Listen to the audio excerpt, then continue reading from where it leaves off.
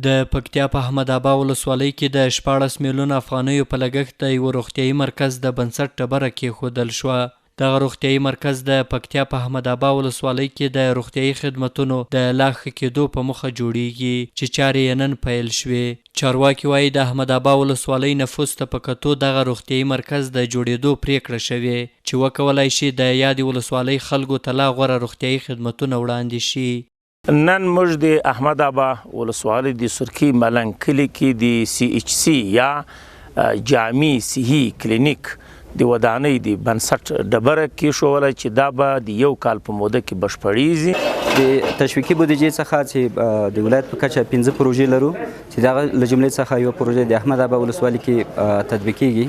دغه بستریزه ودانۍ چې په اساسي ډول جوړیږي 15 خونې لري. 15.99 یا تقریبا 14 میلیونه شاوخوا افغانۍ لګښت په دې باندې راځي.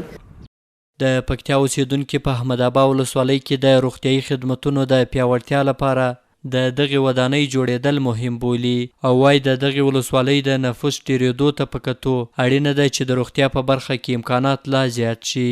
په احمدآباد کې ډېر شدید ضرورت و دغسې کلینیکونو ایجاد او جوړونې ته ځکه نفوس د احمدآباد ډېر زیات ده. CHC کلینیک لپاره دلته ډېر ضرورت و نو ښه شوه خوشبختانه نن د تاداب ډبره د تعمیر کېښودلی شوله. خدای دې وکړي چې پرسونل هم ورته زیات شي. د پکتیا په ولایت کې چې د ډاکټران ډېر شي او کلینیکونه څه نور هم اضافه شي او موږ بل کلینیک هم لرو چې په زرمت ولسوالۍ کې هم جوار دغسې.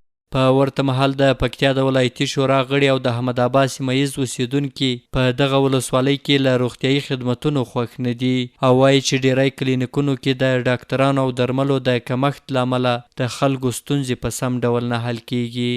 موږ دغه وزارت رهبري سره هم شریک کړی ده ولې متاسفانه وزارت جسمیو او ورلډ بانک هم په دې کې هیڅ نه جدي اقدامات نه دي کړي چې دا یاده مؤسسې قرارداد باید لغوه کړي بل چاته ورکړل شي. د روغتیا په برخه کې فکر کوم چې د هیواد مؤسسې د طرفه د پکتیا صحي خدمات لکه څنګه چې هغه MRCI کول په هغې درجې کې نه دي ډېر ټیټ کم ظرفیته دی دغه د هیواد مؤسسه.